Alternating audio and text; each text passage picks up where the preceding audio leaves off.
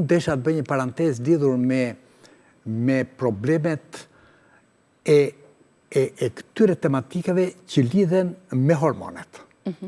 Dhe ajo që do t'ju them tani shkurtimisht është kjo. Të gjitha gjendjet e veçanta mjekësore, të gjitha shtimet në peshë, fitimi i peshës, humbja e peshës, të gjitha ndërlikimet mjekësore, të gjitha gjendjet mjekësore të veçanta që krijojnë një problem të sëmundshmërisë dhe të vdekshmërisë, janë të varura direkt nga një ekuilibër hormonal.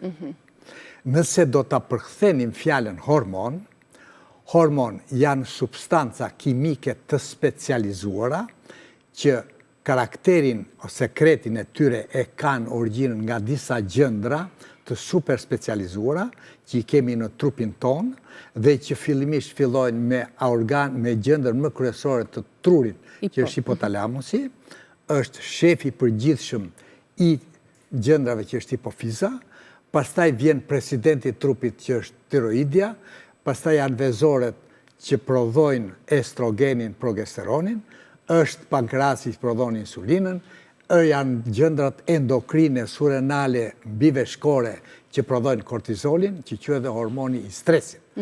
Dhe ajo që dua t'ju them është kjo.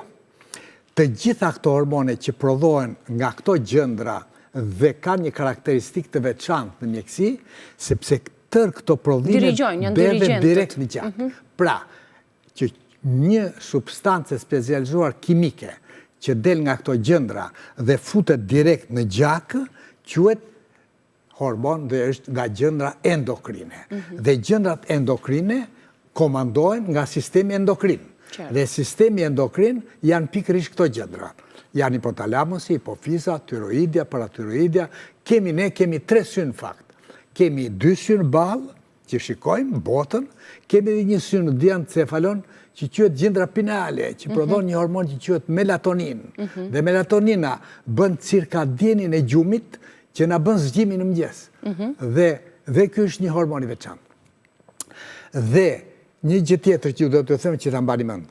Pra, hormonet janë lajmëtar dhe këto hormone komunikojnë dhe ky komunikim është i vazhdueshëm dhe është në të gjitha qelizat. Tani, pika e dytë që do të kuptuar. Trupi njeriut përbëhet nga 50 trilion qeliza. Këto 50 trilion qeliza krijojnë indet, krijojnë organet tona vitale, që është zëmbra, janë veshkat, është mëlçia, është truri, dhe vetëm ky komunikim hormonal nëpërmjet këtyre qelizave, që është perfekt, bëjnë që zëmbra të punojë mirë, mëlçia të punojë mirë, trurit të punojë mirë, veshkat të punojë mirë. Nëse ka një komunikim të gabuar, problemet mjekësore janë të panumërta. Nëse ky komunikim është perfekt, atëherë ne kemi një platformë të shëndetshme, të shkëlqyer. Ana tjetër, ky komunikim është përgjegjës nëse ne jemi gjallë. Çdo sekond jemi zgjuar dhe çdo sekond jemi në gjumë. Pra, problemi hormonal duhet të shikohet në vëmendësi dhe duhet të kuptohet me logjik dhe duhet të ekuilibrohet.